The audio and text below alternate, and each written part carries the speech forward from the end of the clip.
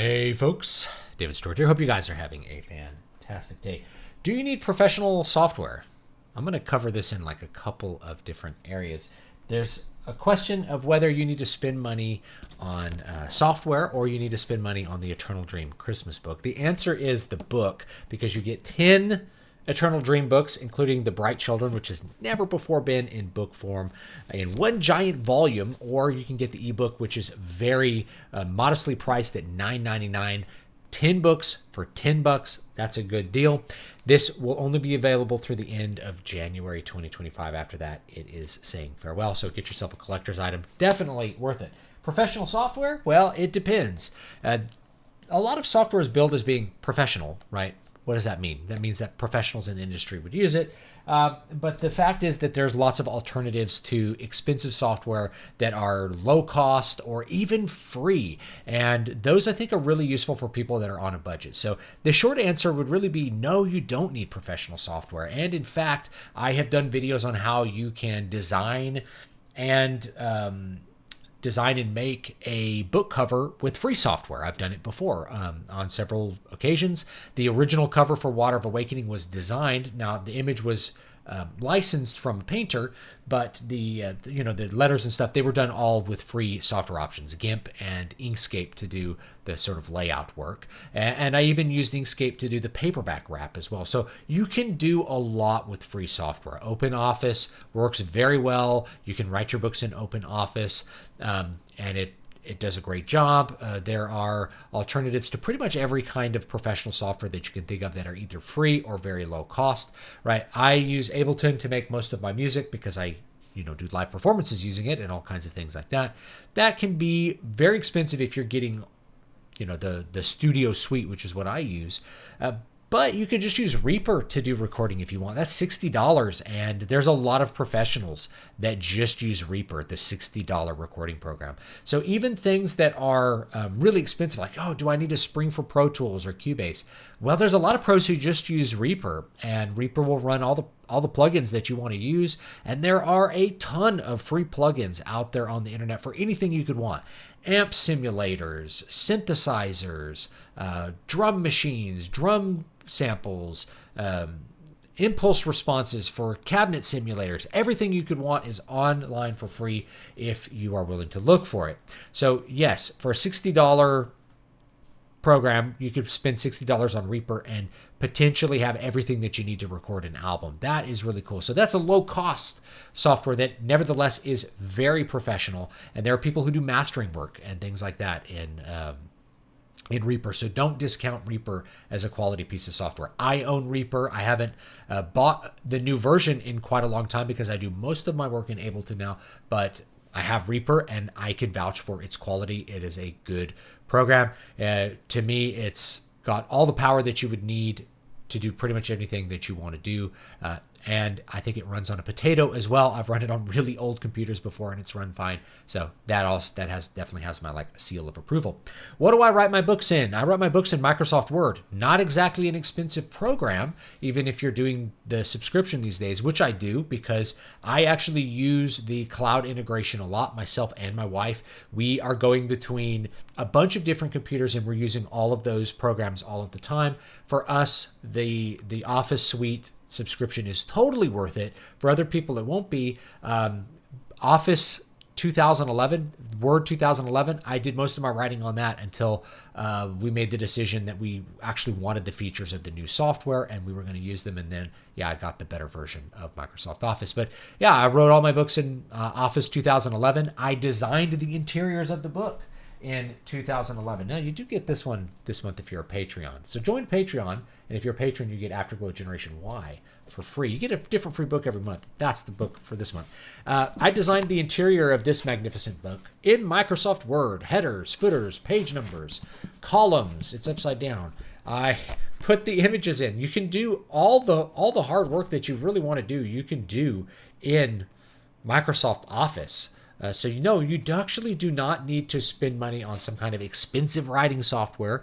You can just use Microsoft Office. The more expensive thing would be something like Grammarly, and I could do a whole video on whether Grammarly is worth it. Short answer is for most people it is if you know how to use it, which most people don't. So that becomes a more complicated answer. Most people are going to use Grammarly as like they take it too seriously. They take its suggestions too seriously rather than it pointing out a potential mistake. They think that they have to try to get the program to like with the way they're writing, which is going to turn your writing into garbage mush with no soul. Anyway, but yeah, it can totally be worth it just to find misused commas or repeated words, which Microsoft Word can't find on its own. So yes, Microsoft Word is what I use to write my books. I don't use a special program.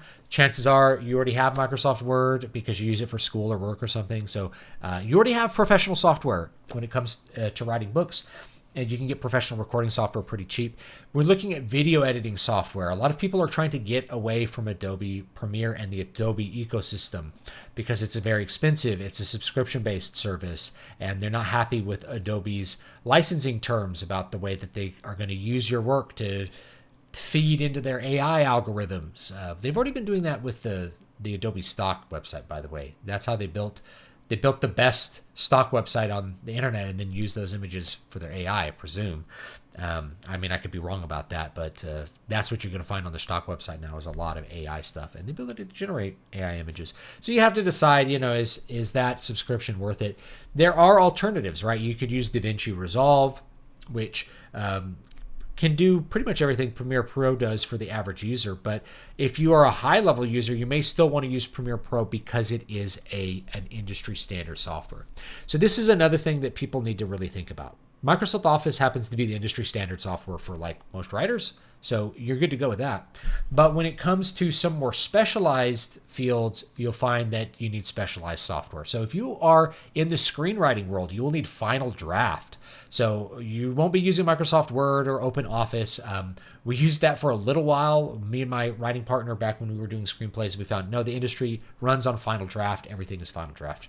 So you're going to have to get Final Draft. You're going to have to plop down the money to buy Final Draft. It's not super expensive, and I think it's still like a one-time thing, and they're not trying to do the subscription thing.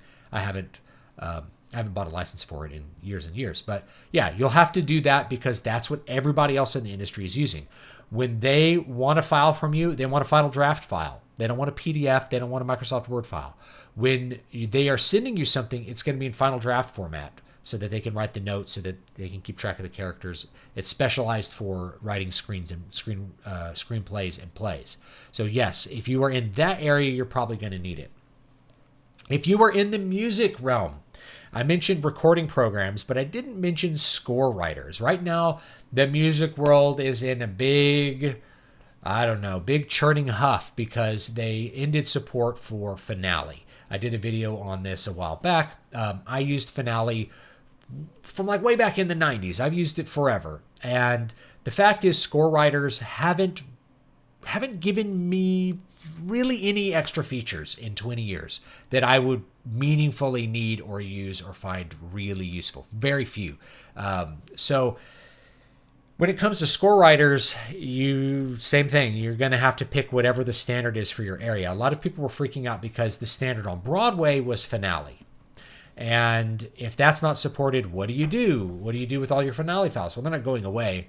My suggestion was, and they never like to hear this because I don't know, it intimidates them. I'm like, just get a cracked exe and it'll never stop working, right? You get the cracked exe, it never dials home to a server that doesn't exist to see if your license is there. You don't have to worry about any of the licensing software killing your ability to open your files in the future. You just get the cracked exe off of Pirate Bay, and you already paid for the software, so I don't know why you'd be worried about using a crack that allows you to use the thing that you paid for.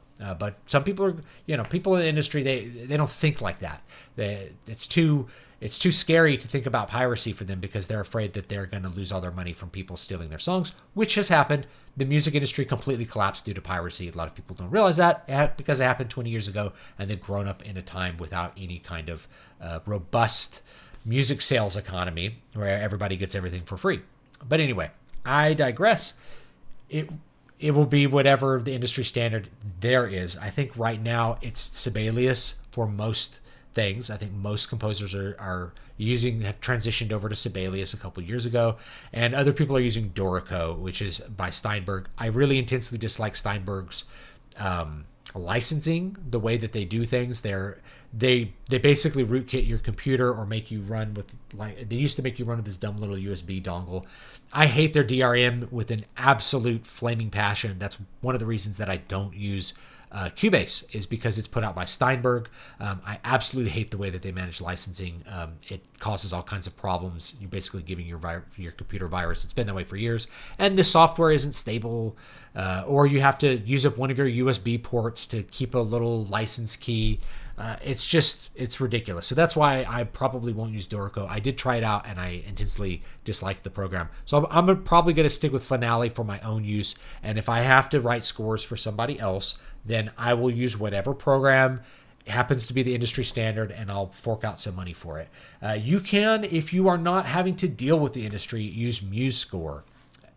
It has enough features to do pretty much anything that you'd want to do, and it's cheap or free. And there's other free score writers that are out there as well. So including one I think called Igor, that is pretty hard to use, but it can make a great looking score. So take that for what it is. I'm not in the, although I have a degree in music composition, I'm not in the music composition realm, like thoroughly integrated into the industry at this point. So you would consult with whoever is going to say, hey, this is the industry standard now, and this is what everybody's trading their files in. And that's why you have to get the professional software in that area, is because you'll be trading files with people. So whatever is the dominant thing in the video editing industry, that's probably what you're going to have to fork out for. If you just are making YouTube videos on your own, then I think free alternatives are going to be great. You may run into, I don't foresee people running into problems using OpenOffice to trade files, because it can read Microsoft Word documents and vice versa. So it's not as long as you can save it as a docx, you're probably going to be fine working with other people, other professionals in the industry in that regard. Photoshop is a big one. So you can use many programs to not use Photoshop, and I've done videos on that from years ago, using free programs in designing book covers and things like that. You can use other programs that aren't Photoshop, but I have yet to see a program that has as many features, as fully integrated and as usable and as high quality as Photoshop is. So for me, like, Photoshop is something that I can't really avoid at this point for a lot of the stuff that I do, and I know that there's other artists and creators that feel that same way. They would really like something besides Photoshop, but for all the stuff that Photoshop does, you're replacing it with 4 or 5 different programs, and maybe those programs also cost money. If all you're doing is drawing, you can use Clip Studio. That is a professional piece of software for people who are in the comic realm or the manga realm, or just are doing digital art. Clip Studio Paint does quite a bit of work in that area, and I think that's probably a fine one to use. So yeah, the fact is, once you get to a certain level where you're interacting with other people, you're probably going to have to step it up and get the professional level software. Once you get to a point where there's features that the professional software has that the free software just doesn't have, or it becomes incredibly cumbersome to use, yeah, you may have to get the professional software. And that's going to go for using Adobe Illustrator instead of something like Inkscape. There's a lot more to Adobe Illustrator. So the pros are using InDesign and Illustrator for a good reason. You don't have to. You can find alternatives to that. Like doing a book interior with Microsoft Word is actually just fine. That's professional level. But if you're doing something really complicated like comic book stuff, you may have to use InDesign in order to get it formatted perfectly as a PDF. And that's the last thing I'll say, is that there are free programs that will help you generate a PDF for your print book out of Microsoft Word. They work okay, but if you want to actually fully embed the fonts, if you're using fonts that you paid for or are weird, or they're not system fonts, and you want to actually embed those fonts, you're probably going to have to use a full version of Adobe Acrobat. The alternatives, they just don't play nice, especially with Adobe fonts for me. So I like to use stuff like, I think this is Adobe Caslon inside of this magnificent giant tome, and I like Adobe Caslon. It's a beautiful font. It has great spacing, and it looks good in these narrower columns. If I tried to encode that PDF without using the full-featured Adobe software plugin, it would probably just put it in Times New Roman like a default font. And if you're not good at picking that up, you may wonder why your book ended up with 20 extra pages. because it didn't embed the font properly. So that may be a case where you have to at least get the license for Adobe Acrobat. Hopefully this is informative. Leave me your thoughts down below. There are other areas of software, SolidWorks or something, other industrial areas where you'll have to think about what actually is professional software. Is Blender professional software? Do you have to use something else?